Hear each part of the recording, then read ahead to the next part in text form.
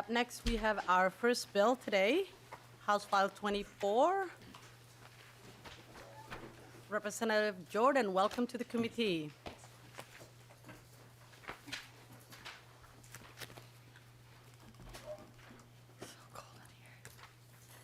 Chair moves House File 24 be re-referred to the Health, Finance and Policy Committee.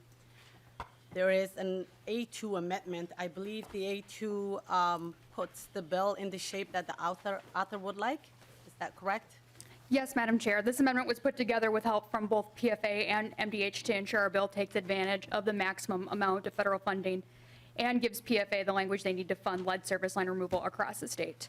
We've also included the full funding of lead service line removal in our state, and I ask for member support to get the bill in this shape, and then we can unpack it in greater detail. Thank you. Any discussion on the A2? All those in favor in adopting the A2 amendment, say aye. Aye. All opposed? Motion carries and the A2 is adopted. Rep. Jordan, the bill is before us. Please proceed.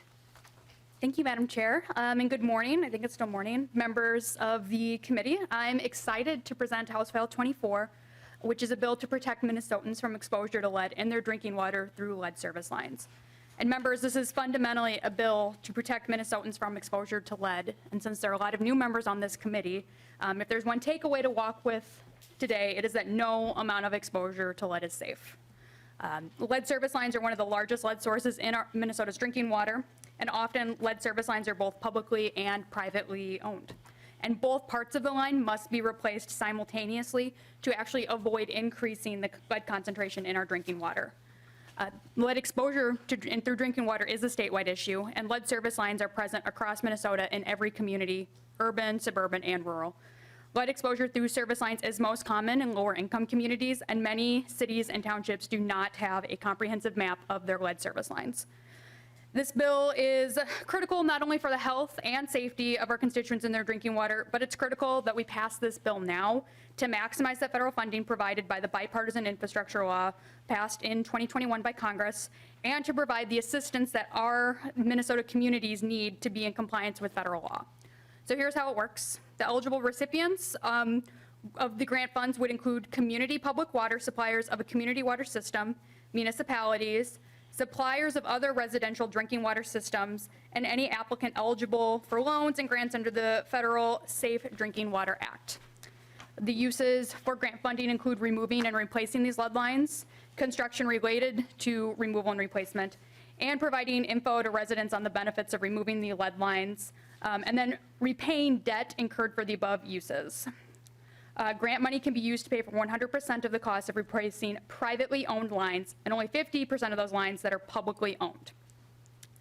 This bill also promotes planning by grant recipients, and in particular it states that the PFA must give priority to cities, local water systems, and other applicants that use grant proceeds as part of a plan to remove all lead lines in their jurisdiction.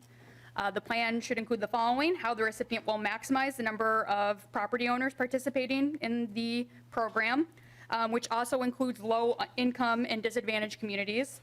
It also, the plan should also include how the recipient will maximize the efficient use of funds by coordinating replacement of both the privately and publicly owned portion of the lines, and how the recipient, so the municipal water supplier, the municipalities, all of those other organizations that we talked about, will minimize partial replacement, which again is bad because it increases the amount of lead actually in the water if you don't replace the entire part of the line, and how equity for disadvantaged groups is prioritized in the plan.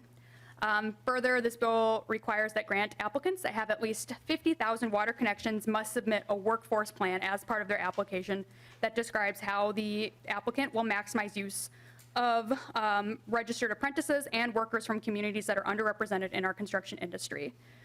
Like many projects in our state, this the people who are building these lines and replacing them should be paid the appropriate prevailing wage. And House File 24 would require PFA to send us, the legislature, a report. There's also a big portion of this bill that is dedicated to mapping. Under the federal rule, all of our cities in Minnesota must have a map of their lead service lines to be in compliance with the federal law by October of 2024. So that's coming up pretty quickly. And so our cities need to make sure that they have their resources to actually map and do that reporting.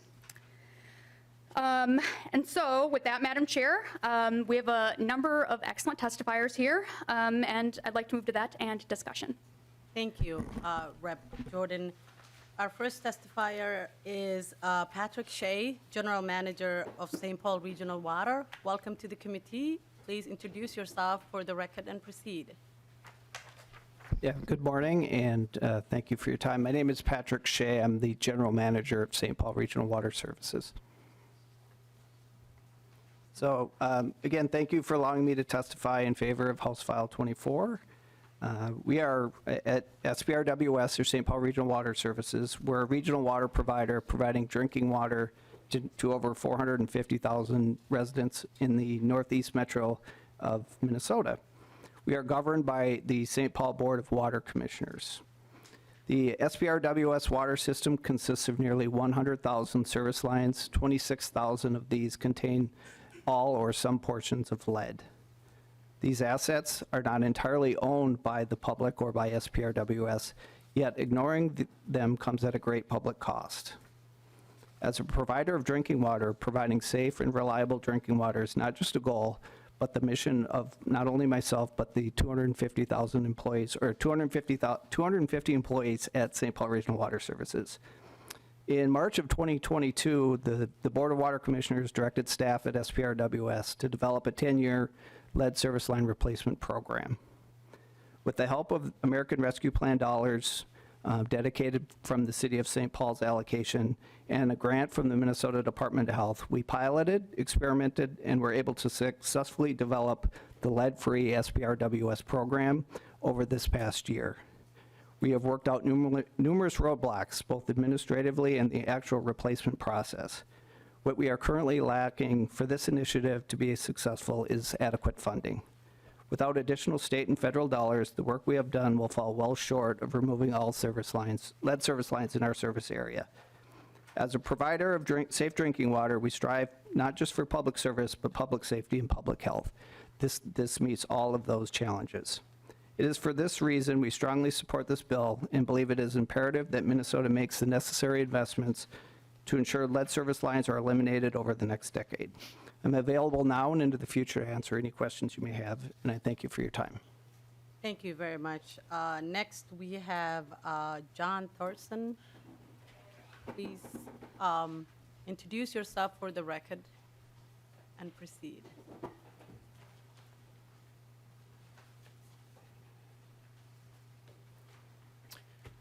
Thank you, Madam Chair. For the record, my name is John Thorson. I'm Legislative Director for LIUNA, Minnesota, and North Dakota. We're Minnesota's infrastructure union, representing more than 14,000 skilled construction laborers who maintain our roads, highways, bridges, basic utilities that allow our communities to thrive. We're proud to stand with St. Paul Regional Water Services, the Coalition of Greater Minnesota Cities, Conservation Minnesota, and the Operating Engineers Local 49, in seeking a transformational investment in our state's future that'll put us on a path for removing what the Minnesota Department of Health estimates is between 100,000 and 260,000 lead service lines in communities throughout our entire state. We strongly support the provisions of House File 24 that call for eliminating all lead service lines by 2033 and provide the funding necessary to ensure that cities can map, identify, and replace both the lead pipes in public right-of-way and the 70% of lead lines that's estimated to be on private property. LIUNA members are skilled in lead service line replacement. We've worked with cities throughout the nation to accelerate the identification and removal of these dangerous lead pipes in communities. And it's estimated that replacement of lead service pipelines will create and maintain around 2,400 jobs annually in Minnesota over the next each year for the next 10 years. We're excited, very excited about the career and economic inclusion opportunities. This will bring to Minnesota's construction industry through registered apprenticeship programs that increase the participation of women, veterans, people of color, and others who aren't participating to the fullest in our economy today. Socioeconomic impacts of a job that pays middle-class wages, provides comprehensive family health care and retirement benefits, and offers opportunities for training and career advancement can exceed those from relatively low-wage, no-benefit jobs by a factor of 5 or more. So, Madam Chair, I want to thank Representative Jordan for bringing this proposal forward, encourage members of the committee to support House File 24 and make these critical state investments to ensure lead pipes are replaced, clean drinking water is delivered to families and children across the state. This investment will increase the health, social, economic vitality of our entire state, and I thank you for your time. Thank you very much. Up next, we have Marty Fuller. I'm sorry if I am butchering your last name. Please introduce yourself for the record and proceed. Thank you, Madam Chair. I served 14 years here. I've been called worse than that. I appreciate your time and committee's time. Madam Chair, my name is Marty Fuller. I represent the Coalition of Greater Minnesota Cities, which is 110 rural cities outside the 7-county metro area. I want to thank Representative Jordan for her work on this bill, which is extremely important for protecting the health and welfare of not just those members in our communities out in rural Minnesota, but those throughout Minnesota. As all of you heard, lead is a serious concern. It has been unveiled in other states. I think some of you have read about problems in Mississippi and other states where there's some serious health concerns from their citizens. And of course, those people want to know who's responsible for this. And their lawmakers voted out because of this. There were people who lost elections. But it's not about that. It's about doing the right thing. I want to emphasize the fact that Minnesota has always been very proactive about issues like this. You can't survive without basic things. Food, shelter, water, clothing are basic human rights that we expect as Minnesotans, that we're going to have clean drinking water. Doesn't matter whether you live in Roseau or Winona or Laverne or St. Paul or Minneapolis. This particular bill leverages a lot of federal dollars. It is bipartisan in nature. 38% of cities in greater Minnesota have over 1/3 of their housing stock built before the 1940s. I think, as most of you know, the older the home, the more likely you are to have lead in it. And you're more likely to be low income. Therefore, you're less likely to be able to afford the replacement of these lead pipes. To give you an example, for those people in our communities in rural Minnesota, our incomes are lower. Looking at the last 5 years, on average, median household income in greater Minnesota is $53,000 compared to $93,000 in the metro area. Therefore, those of you who represent rural communities, you're going to be more likely to be eligible for these dollars. And mark my word, if we don't get a bill like this passed, there will be issues with water contamination, and your constituents will wonder, what did you do? So not only sign on to this bill, get this bill passed, do it in an expeditious manner. By October 24th of 2024, we have to have a plan in Minnesota. And this is a smart bill.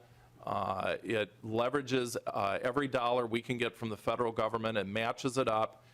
And let's be real, if we don't pass this, it will fall upon your constituents. Your old ladies living in your old houses in rural Minnesota or in St. Paul or Minneapolis are going to have their water fees go up, they're going to have their sewer fees go up, or they're going to have their property taxes go up, because this has to be done. It's not a question of whether, if we're going to do it, it's how we're going to do it. This is a smart way to do it. Representative Jordan's bill makes a lot of sense, and we ask that you pass and advance this bill today. I'll stand for any questions. Thank you, Mr. Seifert. And I will tell you that I represent South Minneapolis, and almost every house on my block was built before 1918. So this is a problem also in inner cities, and I know that there has to be a lead, even if the city water doesn't have a lead. I was told yesterday, I was educated by the group that's carrying this bill, that even if the city water doesn't have a lead, your pipe that brings water to your home may have lead, and you might not know it. So thank you for your presentation. Our last testifier is Greg Johnson. Please come forward and introduce yourself for the record and proceed.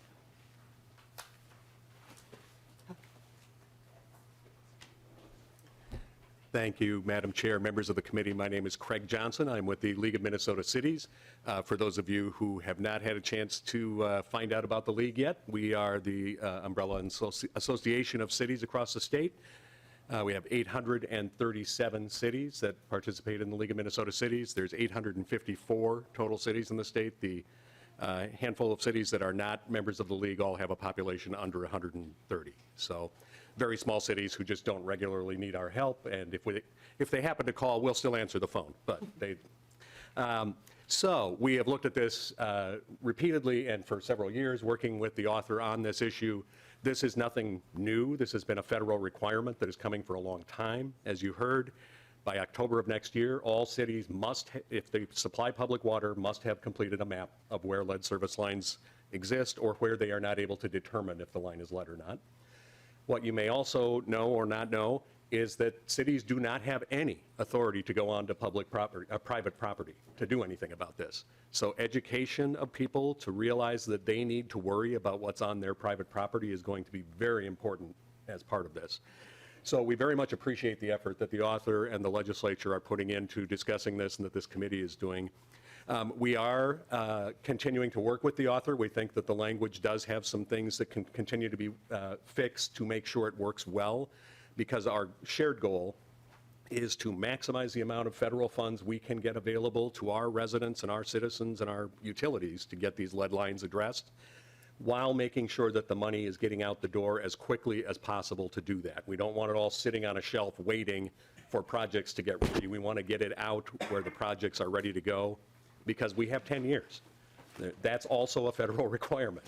So if the state does not participate in this, it will be up to local taxpayers and utility ratepayers to pay for it. It's going to be paid for one way or another. It's just, how is that going to be played out? So continue to work with the author and the agencies and the other stakeholders you've heard from today that are working on this, and we very much share their goal of getting lead service line issues addressed in our communities in Minnesota. Thank you. Thank you, Mr. Johnson. Member questions? Lead Kosnick, go ahead.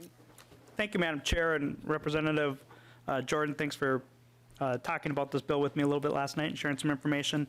My question is, especially in Minneapolis and St. Paul, a higher percentage of non-owner occupied properties or investor-owned properties, they qualify as well, is one of my questions, and then I have another question. Representative Jordan. Madam Chair, Representative Kosnick, you were very generous with your time last night. I appreciate you going over everything with me. Yes, those, though that would be up to, the city or the municipality and the land and the homeowner to do that. So, but they would be eligible for those of us that live in renters, and those of us that own rental properties would be able to take advantage of this program through the cities or water systems that they are subscribed to. Lead Kosnick, you have a follow-up? Yeah, thank you. So I appreciate that, especially I know some districts have a much higher percentage of rental properties than my district's kind of the opposite, and it was kind of fascinating to me. I know that we don't have a fiscal note, but if you could just give us round figures, how much actual state current general fund dollars or surplus dollars are we using, or is it all federal dollars? If you could just speak to that a little bit. Reps Jordan. Yep. Thank you, Madam Chair. Thank you, Representative Kosnick. It's quite a bit of money. It is the estimated cost from the state to also take advantage of the federal dollars would be $800 million. Yes, $800 million, and that's like cards on the table. That's a big number. But I think that is the true cost that we will have to do to replace these lines and to make sure that the lines are replaced in my community and in all of yours. This also does take advantage of the federal funding, and it is over 10 years. Thank you, Rep Jordan. Do you have a follow-up? Yes, Madam Chair, so it's $800 million of state dollars, and what does that leverage us in federal dollars, I guess that, or Jordan? is that included in there, I hope? Rep Jordan, go ahead. Madam Chair, I believe that would put maybe Representative Freeman. I think Director Freeman would actually be better to talk about that financing if he is still in the office.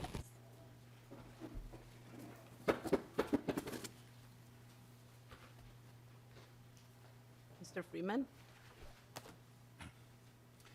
Madam Chair and members, again, Jeff Freeman, Executive Director of the Public Facilities Authority. So the federal dollars that have been appropriated for the bipartisan infrastructure law, 43 million per year for 5 years. So 215 million roughly is available on the federal side. That amount is set. That 5 years clearly will be able to make a dent in the issue, but we will not address we will not be able to remove all of the lead lines, and that's why this bill sets a 10-year goal. You know, I've heard numbers of the health department a few years ago did a study, estimated 100,000 lead service lines in Minnesota. I think there's probably a few less than that now, but that's probably still a pretty good number. The current cost estimates appear to be in the range of $8,000 to $10,000 per line. Now, we hope that as this work gets going, as cost efficiencies and construction efficiencies are developed, maybe that number can come down. But if you take 10,000 times 100,000, you get to $1 billion total. You know, the big question in my mind, because we're looking at funding these projects, is how fast can this work actually be ready to go? You need engineers to design, you need cities to develop the project plans, you need contractors to do the work. So we're looking at this. We know that for this first year list, as I mentioned, we've got enough money, but that will quickly change as momentum picks up. So I don't have a number for you other than the macro number and then kind of what we know on a per year number. And some of it, what's in between that, we're going to somewhat have to learn as we go. And Madam Chair, one of the reasons why this number is higher is because, well, inflation, but also construction costs have gone up quite a bit and higher than other aspects. And so it's a big number, but that is the cost. The other thing, as part of that Health Department report, that Director Freeman mentioned, it also says that there is a 2-to-1 return on investment for every dollar spent on lead abatement in the state of Minnesota. So there is a return on investment. We will see that with better health outcomes and better property values. Thank you, Rep. Jordan. Lead Cosnick, do you have more questions? If you don't mind, Go ahead. just to kind of clarify, the federal dollars that are in the infrastructure bill, I think is like 668 million. Is that just for lead service line replacement, or are there other areas that the state could use those funds? We're going to ask Director Freeman to explain that more. Go ahead. So the specific dedicated money for lead service lines is 43 million a year, over 5 years, 215 million. Thank you so much for clarifying that. My numbers were not quite clear on that, but that's perfect. I appreciate it, and I know this bill has a couple other committee stops that maybe we can finalize and get those details down a little bit, but that was very helpful. I appreciate it. Thank you, Lead Cosnick. Any other questions? I see none. Chair renews her motion that House File 24 be re-referred, as amended, be re-referred to Health, Finance, and Policy Committee. All in favor of that motion, please say aye. Aye. All opposed? Congratulations, Rep. Jordan. You are on your way to your next stop. Thank you for stopping by this committee. Thanks for having me.